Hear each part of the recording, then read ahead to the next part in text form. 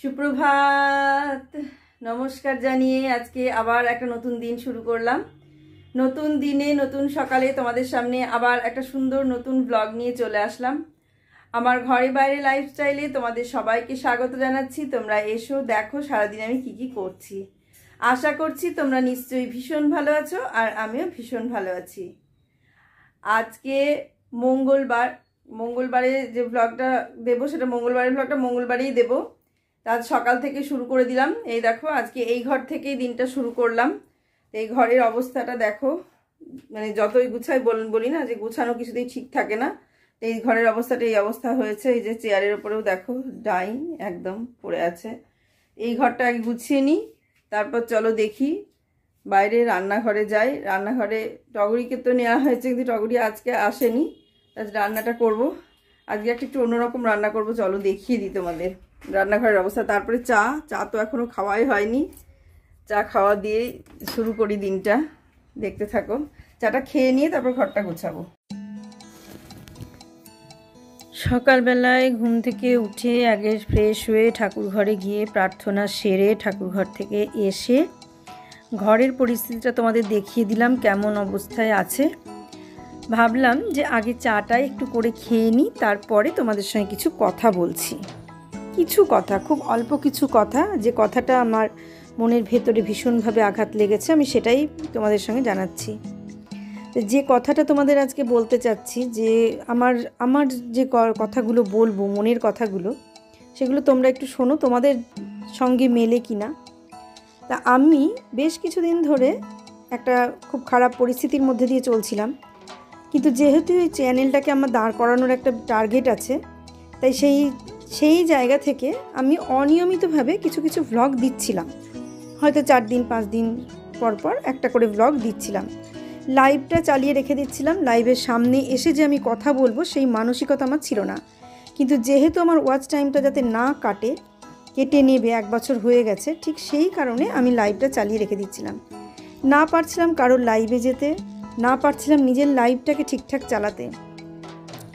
আমি কঠিন একটা পরিস্থিতির মধ্যে দিয়ে যাচ্ছিলাম। সেটা আমি কিছু মানুষকে বলেছি, ভিডিওতেও বেশ কিছুটা বলেছি, যে তোমরা আমাকে পাশে থেকো, আমি ঠিক সময় মতো তোমাদের পাশে থাকবো। কিন্তু এমন একটা মানুষ দেখলাম না যে সে আমার পাশে থাকলো। তবে কিছু মানুষ আছে তারা কিন্তু পাশে থাকবো বলেই যে থাকে তা না, পাশে না থাকলেও থাকে। তা এমন মানুষ আছে, সেরকম মানুষও আমার জীবনে এসেছে, বা সেরকম মানুষ আমার চ্যানেলে আমার বন্ধু আছে, যাদের ব্লগ আমি বহু আগে দেখতাম। তারা এখন, তাদের চ্যানেল হয়তো নেই, কিন্তু তবুও তারা, চ্যানেল নেই না, চ্যানেল আছে, তারা এখন সেভাবে ব্লগ দিচ্ছেও না বেশ কিছুদিন ধরে, কিন্তু তারাও মাঝে মাঝে এসে আমার ব্লগ দেখে যাচ্ছে। এমনকি আমার কথাগুলো নিয়মিত শুনে আমাকে বলছে যে খারাপ পরিস্থিতি কাকে বলে সেটা আমরা জানি, এরকম বলছে। সেরকম ভালো মানুষও আছে। তা সেই ভালো মানুষের কথা তো না বলে পারা যায় না, সেই জন্যে বললাম। আবার বেশিরভাগ মানুষই সেরকম নয়। যেমন আমি অনেক ইউটিউবারের মুখে একটা কথাই শুনতাম, বড় বড় ইউটিউবার যারা, বড় বড় ব্লগার যারা, তাদের মুখে একটা কথাই শুনতাম, যে যারা এই কথা বলে যে তুমি আমার পাশে থাকো, আমি তোমার পাশে থাকবো, তারা কিন্তু কখনোই কেউ পাশে থাকে না। তারা ঠিক সেইটুকুরই বন্ধু যে তুমি আমার পাশে থাকলে তবেই আমি তোমার পাশে থাকবো, নচেত আমি তোমার পাশে থাকবো না।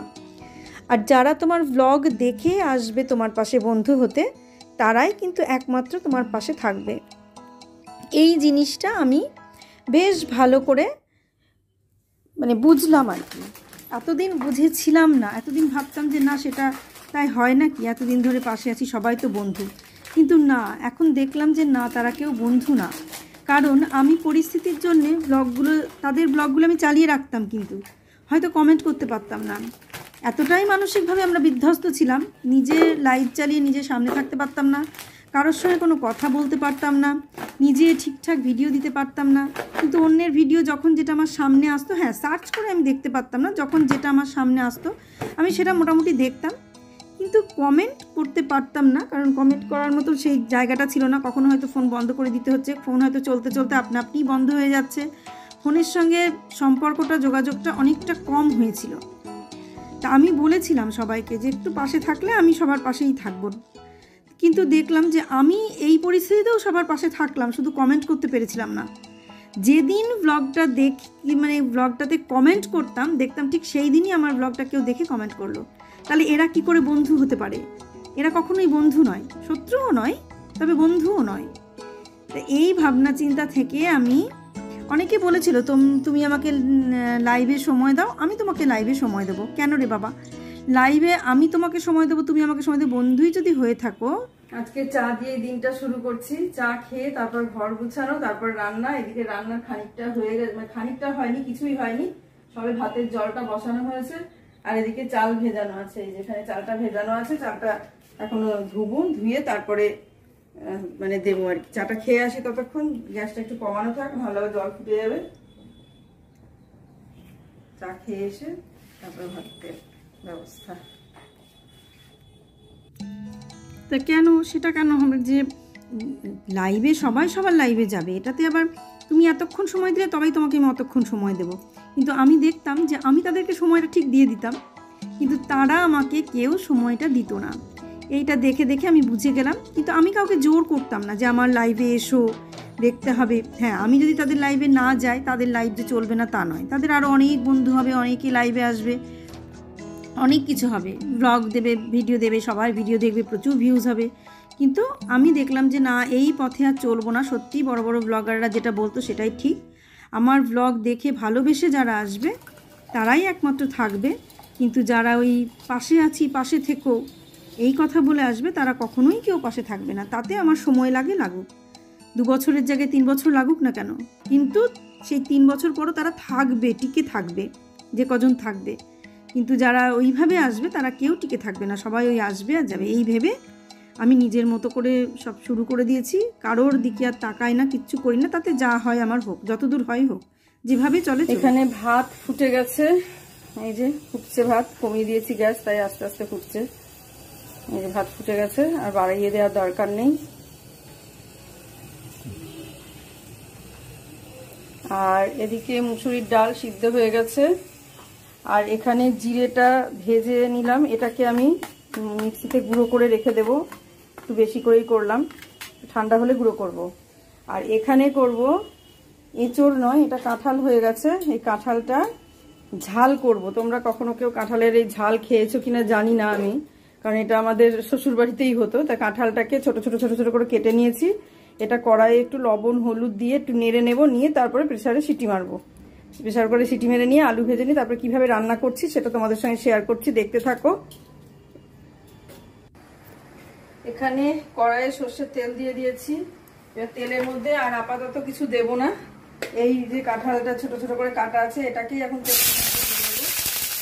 ধোয়া উঠে গেল, চিনিটা চালানো হয়নি, চিনি চালালে কোনো কথা শোনা যায় না। আরও ছোট করে কাটতে বলেছিলাম, তাও বড় করে ছেড়ে গেছে। শাকটা সে অসুবিধা নয়, প্রেসারে সিটি মারবো তো।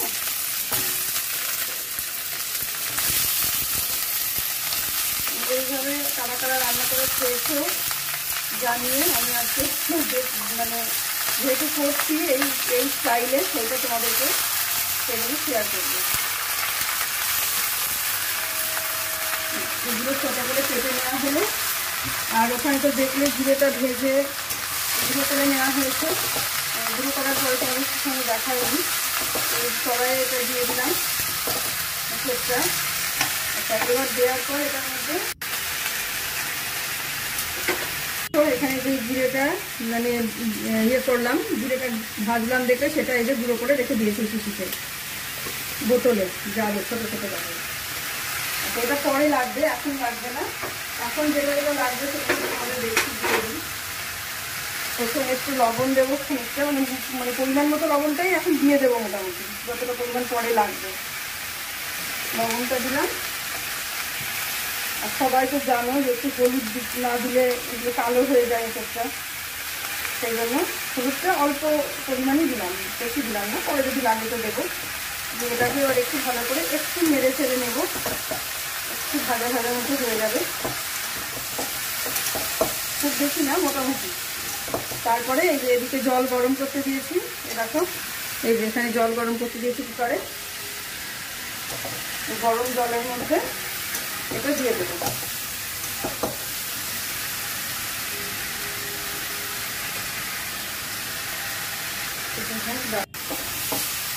শ্বশুর বাড়িতে দেখতাম রান্না করতাম যখন, তখন মানে প্রেশার কুকারে দেওয়া হতো না, এটা এইভাবেই কড়াইয়ে দিয়ে এই যে লবণ হলুদ দেওয়া হলো, দিয়ে ঢাকা দিয়ে দেওয়া হতো, ঢাকা দিয়ে সেদ্ধ করা হতো।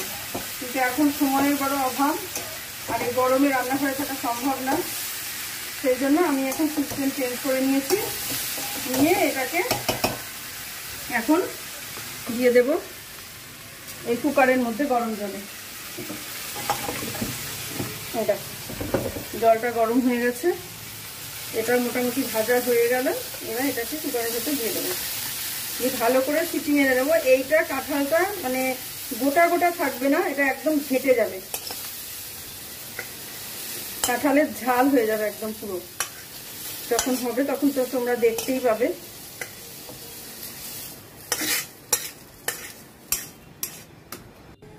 এখানে হচ্ছে কাঁঠালটা সেদ্ধ হচ্ছে প্রেসারে দেখলে, আর এখানে আমি বেশ খানিকটা কলাইয়ের ডাল তেলে দিয়ে দিলাম।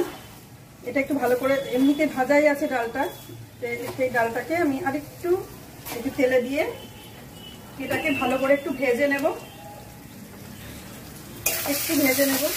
তেলে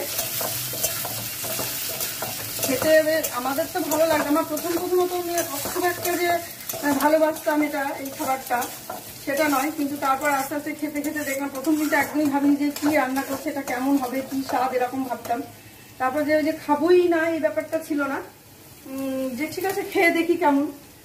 তো সেই ওই খেয়ে দেখি কেমন করতে গিয়ে বেশ খেতে গিয়ে ভালোই লেগে গেল।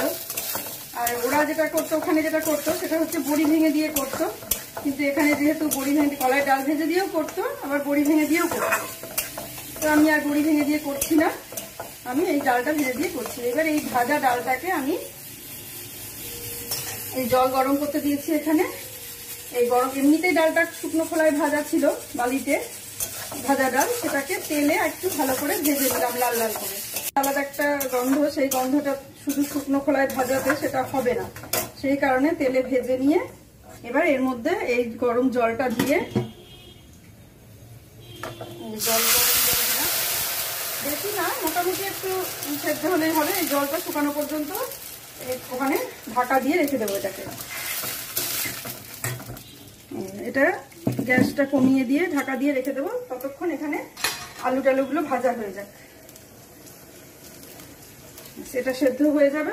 কারণ এখানে কাঁঠালটা যেহেতু প্রেসারে সিটি মেরে নিলাম, সেই কারণে এটা এইভাবেই করব। এবার এই কড়াইটা বসিয়ে দিই, এবার এখানে আমি আলুটা ভেজে নেব। তাহলে ওটা হতে থাক, তারপর আবার তোমাদের সঙ্গে শেয়ার করছি। তো যেটা বলছিলাম যে সেই কারণে আমি আস্তে আস্তে মানে বুঝলাম যে সত্যি ওরা যারা বলতো, বড় ব্লগার যারা, তারা যে কথাটা বলতো যে পাশে থাকবো বলে কেউ পাশে থাকে না, যেটা ভালো লেগে যারা আসবে কাছে তবেই তারাই তোমার চ্যানেলে থাকবে, থেকে যাবে, তোমার ভিডিও দেখবে, ভিউজ হবে, ওয়াচ টাইম বাড়বে, সব কিছু হবে। কিন্তু ওই যে বলে বলে আসা, সেটা কখনো কেউ করবে না, সেটাতে তোমরা কেউ পাত্তা দেবে না। তবে হ্যাঁ, তখন সেটা গুরুত্ব দিইনি, তবে এখন নিজের জীবন দিয়ে উপলব্ধি করছি সেটা সত্যি কথাই, যে মানে ওইভাবে বলে কেউ আসে না। তা আমি মানে এটাই দেখলাম যে আজ আমার কাল তোমার, মানে বলা যায় না যে কার দিন কখন কেমন আসে। আমি কি জেনেছিলাম যে একটা মাস ধরে আমাকে আজকে এই ভোগান্তি ভুগতে হবে? কখনোই ভাবিনি। এক পূর্ণিমা, বুদ্ধ পূর্ণিমায় শুরু হয়েছে, আর এই পূর্ণিমায় স্নানযাত্রায় এই পূর্ণিমাতে শেষ হলো আমার জার্নি। কালকে মঙ্গলবারে বুয়াইয়ের স্টিচটা কেটেছে, আর এই ব্লগটা আমি মঙ্গলবারেই করেছি আর কি। ভিডিওটা এই মঙ্গলবারে আমি রান্না করেছি, স্টিচ কাটবে, ডাক্তারে বলেছিল, একটা মানসিক মানে ভালো লাগা ছিল যে না ঠিক হয়ে গেছে, সেই কারণে তারপরে রান্নাটা করলাম। টগরিও এসেছিল না, রান্নাটা করে নিলাম, নিয়ে তারপরে দেখো রান্না করতে করতে ওদিকে কাঁঠালের ঝাল হবে তাই আলু ভেজে নিলাম, নিয়ে এদিকে পমফ্রেট মাছ নিয়ে এসছে, আর ওই ইয়েগুলো পোনাগুলো নিয়ে এসছে, গোটা মাছগুলো, ওইগুলো নিয়ে এসছে, ওই সব ধুয়ে টুয়ে সব রেখে দিলাম। মাছটা আজকেই হয়ে যাবে, এই মাছটা আজকেই হয়ে যাবে। পমফ্রেট মাছটা ঝাল করবো, পোস্ত, সর্ষে পোস্ত দিয়ে করব। তো এই হলো ব্যাপার। সমস্ত কিছু ভাবনা চিন্তা করে আমি সিদ্ধান্ত নিয়েছি যে নিজে নিজেই পথ চলতে হবে। এই পথ চলায় কেউ সঙ্গী না। হ্যাঁ, তবে এটা ঠিক, আমার হয়তো বেশি দিন সময় লাগছে, সবার হয়তো কম দিন সময় লাগবে, কারণ আমি যেভাবে ব্লগ করছি তাতে হয়তো সময় কম লাগছে, কারণ আমাকে অনেকেই বলেছে ছোট ব্লগ করতে, ছোট ব্লগ করতে, ছোট ব্লগ দাও, ছোট দাও, ছোট দাও। কিন্তু যারা বড় ইউটিউবার এখনও যারা ব্লগ করে যাচ্ছে, কখনও বড় বড় ব্লগারদের দেখবে না যে তাদের ব্লগ 20 মিনিটের কম আছে। বেশিরভাগ 20-22, 25, 20-22, 20-22, আমি সেই হিসেবেই ব্লগগুলো দিই। হ্যাঁ, তবে তাতে দাঁড়াতে সময় লাগে, কিন্তু দাঁড়িয়ে যদি যাই ঈশ্বরের কৃপায়, তবে আমি ঈশ্বরের ওপর ভরসা করি, আমার গুরুর ওপর ভরসা করি। আমাদের গুরুর কথায় যে তোমার ইচ্ছে, গুরুর উপর ভরসা রাখতে হয়, গুরুকে বিশ্বাস করতে হয়। যারা যাকে ইষ্ট মনে করে তারা তাকেই ভরসা করুক, করুক। আর সবসময় এটাই বলবো যে তার ইচ্ছাই আমার মঙ্গল। এটা আমাদের গুরুরই কথা, যে তার ইচ্ছাই আমার মঙ্গল, তোমার ইচ্ছা আমার মঙ্গল, গুরুর ইচ্ছা আমার মঙ্গল। গুরু যদি চায় যে আমার এটাতে ভালো হবে, তাহলে তিনি সেটাই করবেন। আর যদি গুরু চান যে না, আমার জানেন যে বুঝতে পারেন যে না, এটাতে আমার ভালো হবে না, তাহলে তিনি সেটা করবেন না। দুবাইয়ের যে ঘটনাটা ঘটলো, যদি ওটা ফেটে না যেত, যে জিনিসটা হয়েছিল সেটা ফেটে যদি না যেত, তাহলে আমরা আরও গড়িমসি করতাম, আজ না কাল এরকম করতাম, করতে করতে জিনিসটা হয়তো আরও মারাত্মক জায়গায় পৌঁছে যেত। যেটা আমার 1 মাস ভুগালো সেটা হয়তো সারা জীবন ভুগতাম, এরকম একটা কিছু হতে পারতো। সেই থেকে বাঁচানোর জন্যেই গুরু দেখছে যে না, এতটা কষ্ট দেয়া যাবে না, আমার যেটাতে ভালো তিনি সেটাই করিয়েছেন, যে ফাটিয়ে দিয়েছেন, যাতে তাড়াতাড়ি আমরা ডাক্তারের কাছে গিয়ে সেটা শুরু করে দিই। ট্রিটমেন্টটা শুরু হয়েছিল। আলু ভেজে রেখে দিয়েছি, আর এখানে কাঁঠাল সেদ্ধ হয়ে গেছে। এতগুলো হাতা দেখছো বলে ভাবছো যে কিসের হাতা। আর এখানে কাঁঠাল সেদ্ধ হয়ে গেছে, এখানে কলাইয়ের ডালটা সেদ্ধ করে রেখেছি, আর এটা হচ্ছে পমফ্রেট মাছটাকে লবণ হলুদ মাখিয়ে রেখেছি। আচ্ছা, এইবার আমি এটা রান্না করে নিই, দেখতে থাকো কিভাবে কি রান্না করছি। অন্য কোনো ফোড়ন টোড়ন দেবো না, তেজপাতা আর এই যে 5 ফোড়ন, আর কিছু দেবো না। আর ওই ভাজা জিরের মশলাটা গুঁড়ো করে রাখলাম, ভাজা জিরেটা, সেইটা দেবো। এখানে একটুখানি 5 ফোড়নটা দিয়ে নিলাম আগে। এইভাবেই এটা রান্না হয়, শুধু সেদ্ধটা প্রেসারে হয় না, কড়াইয়ে সেদ্ধ করে, আমি সেটা প্রেসারে করলাম। আর এই তেজপাতা দিয়ে দিলাম। আচ্ছা, এবার আমি এর মধ্যে আদা আর জিরে বাটা দেব। কেটে দাও, লঙ্কা দিলাম। এবার দেব আদা জিরের গুঁড়ো, আদা বাটা, বেশ খানিকটা আদা বাটা দিয়ে দিলাম। আচ্ছা, আদা দিলে টকটক করে ফাটে, কিছু করার নাই। তারপর নাড়বো চাড়বো, তারপরে জল দেবো। এর মধ্যে দেবো জিরের গুঁড়ো, এটা হচ্ছে এমনি জিরের গুঁড়ো, যেটা মশলার জিরের গুঁড়ো এটা। আর এটা কিন্তু ভাজা নয়, এটা কাঁচা দিয়ে দিই। ভাজাটা সব শেষে দেবো। আচ্ছা, এরপর এর মধ্যে সামান্য একটুখানি জল দিয়ে দেবো, নাহলে এটাকে ঠিকঠাকভাবে মশলাটা কষা যাবে না। জলটা দিয়ে দিলাম, এটাকে এখন নাড়তে থাকবো, ভালো করে মশলাটা কষানো হয়ে যাক, তারপরে আবার তোমাদের দেখাচ্ছি। এখানে আমি একটু সর্ষে আর পোস্ত বেটে নেব, কারণ ওখানে পমফ্রেট মাছ দেখতে পেলে এই যে খুব সামান্য সর্ষে দিলাম, একদম সামান্য। এটাকে আগে একটু ঘুরিয়ে নিই, তারপরে আমি আবার এখানে পোস্ত দেব।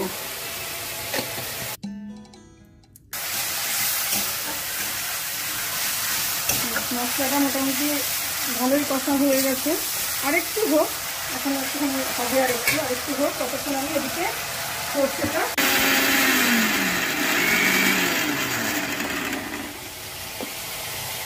একদম গুঁড়ো হয়ে গেছে। এবার এর সঙ্গে দেব পোস্ত।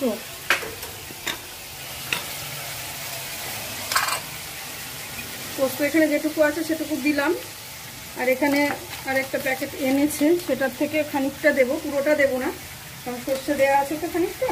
আর মাছটা খুব বেশি ঝোল করবো না, অনেকটা ডাল হয়েছে, বেশি ঝোল করলে ভালো লাগবে না। অর্ধেকটা শিশিতে ঢেলে রাখলাম, আর অর্ধেকটা এটাকে এখানে দিয়ে দিলাম, যেহেতু আগের দিনের অর্ধেকটা ছিল। হয়ে গেছে, সুন্দরভাবে গুঁড়ো হয়ে গেছে। এবার এটা একটু জল দিয়ে গুঁড়ো পেস্ট করে নেবো। আর এদিকে মশলাটা কষা হচ্ছে, মশলা কষা হতে হতে এবার এটাকে এইবার জল দেবো, সঙ্গে সঙ্গে জল দিলে আমার আবার গোটা গোটা থেকে যায়। জানি না সবার কেমন হয় আর কীভাবেই বা পোস্ত সর্ষে বাটো। আমি এইভাবেই মানে সর্ষে পোস্ত পেস্ট করি, তাতে আমার সুবিধা হয়।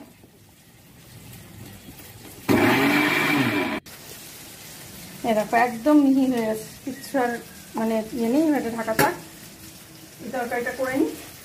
এর মধ্যে এবার আলুগুলো দিয়ে দেবো।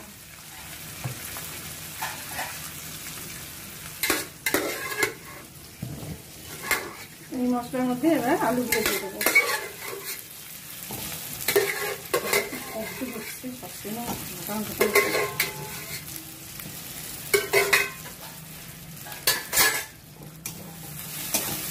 আলুগুলো ভালো করে মশলার মধ্যে একটু নেড়ে নিলাম।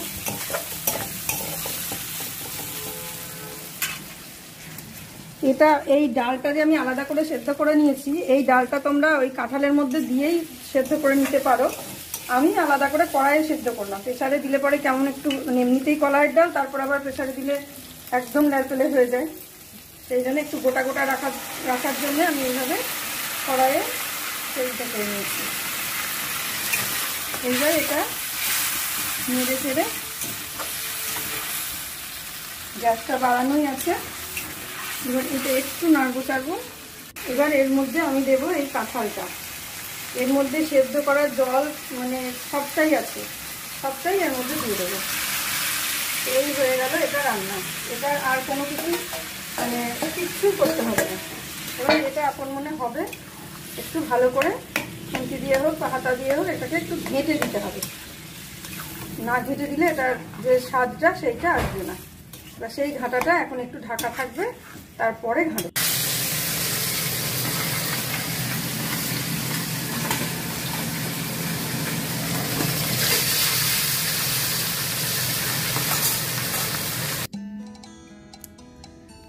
দেখলে এতক্ষণ ধরে আমার রান্না করছি, কি রান্না কিভাবে করতে হয় মেয়েদের রান্না, সেগুলো তোমরা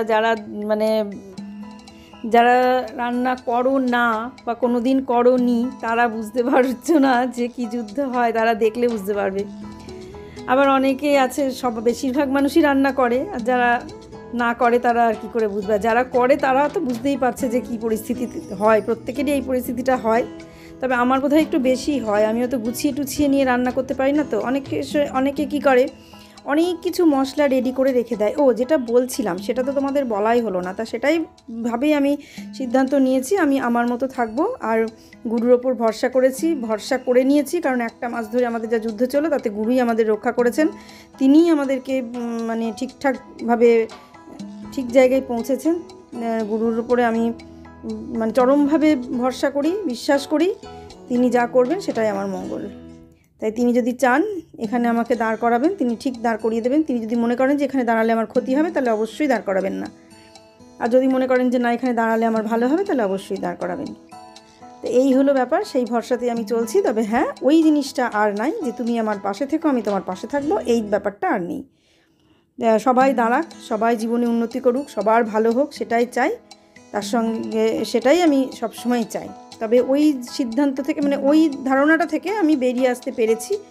নিজে জীবনে না ভুগলে পরে কিছুতেই বোঝা যায় না। তো সেই ইয়ে থেকে আমি বেরিয়ে আসতে পারলাম। আজ একটা মাস বললাম তো। কাঁঠালের ঝাল, এটাকে বলে কাঁঠালের ঝাল। আমরা এইভাবে কাঁঠালের ঝাল করিমপুরে খেতাম। আর বিশেষ করে কাঁঠালগুলো যখন আরেকটু পাকা পাকা হয়ে যায়, মানে সবে একটু দুদিন থাকলে পেকে যাবে এরকম অবস্থায় যখন আসে, তখন এই জিনিসটা খেতে আরও ভালো লাগে। আপনা থেকেই মিষ্টি মিষ্টি লাগে। এটা এখন একটুখানি আমি চিনি দিলাম মিষ্টি করার জন্য। এবার নামিয়ে ফেলবো। এটা কমপ্লিট হয়ে গেছে। এখন এর মধ্যে দেবো ভাজা জিরের গুঁড়োটা।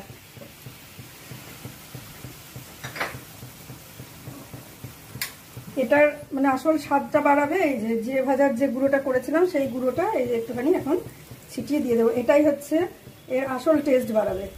টেস্ট, সেন্ট দুটোই বাড়াবে। খুবই সুন্দর লাগে এটা দিয়ে খেতে। হয়ে গেল। এবার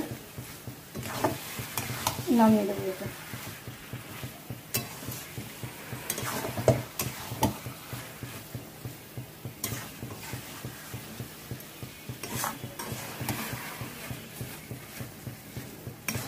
কমপ্লিট হয়ে গেল কাঁঠালের ঝাল। গ্রাম বাংলার একটা বহুদিনের পুরনো রেসিপি, গ্রাম বাংলার একটা বিশেষ রেসিপি কাঁঠালের ঝাল। আর পমফ্রেট মাছের ঝাল এটা তো আর মানে পুরনো রেসিপি নয়, এটা হচ্ছে নতুন রেসিপি, এটা এখন সবাই করে। তো যেটা বলছিলাম সেটাই হলো ব্যাপার, আমি সেই ইয়ে থেকে সেইভাবেই এখন ব্লগ করে যাব, আর কোনো দিকে তাকাবো না। তাতে যতদিনে হয় হোক, 3 বছর 4 বছর যতদিন লাগে লাগুক, এই আশা নিয়েই আছি, এইভাবেই থাকবো। এই যে পমফ্রেট মাছের ঝোল হয়ে গেল, মানে একটু ঝোল রাখলাম, একদম শুকিয়ে ফেললাম না। এই যে এবার গ্যাসটা বন্ধ করে দেবো। এখানে কাঁচা সর্ষের তেল সবাই দেয়, কিন্তু আমার যেহেতু মানে বুবাই খাবে না সেই জন্যে তো বন্ধ করে দিলাম। এবার এটা একটু পরে নামাবো, এখন একটু মানে ঢাকা দিয়ে রেখে দিই, একটু পরে এটা নামিয়ে দেবো। চা নিয়ে বসে পড়েছি। দেখলে সকাল থেকে রান্না করলাম, আর কি করলাম, সকালে একবার চা খেলাম, রান্না করলাম, আর বিছানাটা গুছিয়েছি, কিন্তু তোমাদের সঙ্গে শেয়ার করিনি। আচ্ছা দেখি শেয়ার করতে পারি কিনা, কত বড় ব্লগ হচ্ছে দেখে তার উপরে শেয়ার করব, তারপরে শেয়ার করবো যে বিছানা গোছানোটা। আর এই সেকেন্ড রাউন্ড চা দিয়ে মানে ভিডিও করা আছে, কিন্তু মানে শেয়ার করবো কিনা সেটা ভাবছি। আর এই যে সেকেন্ড রাউন্ড চা নিয়ে বসে পড়েছি, আর এই যে কাঁঠালের ঝাল রান্না করলাম, আর এই রুটিটা হচ্ছে কালকের রুটি, সেই রুটি দিয়ে আর এই কাঁঠালের ঝাল দিয়ে দারুণ লাগে খেতে। এই খেলাম, আর এই দিয়ে এখন ব্লগটা শেষ করে দেবো, আর চা এই দিয়ে ব্লগটা শেষ করে দেবো। আজকের মতো ব্লগটা আমি এখানেই শেষ করে দিচ্ছি। তোমরা সবাই ভালো থেকো, সুস্থ থেকো, সাবধানে থেকো।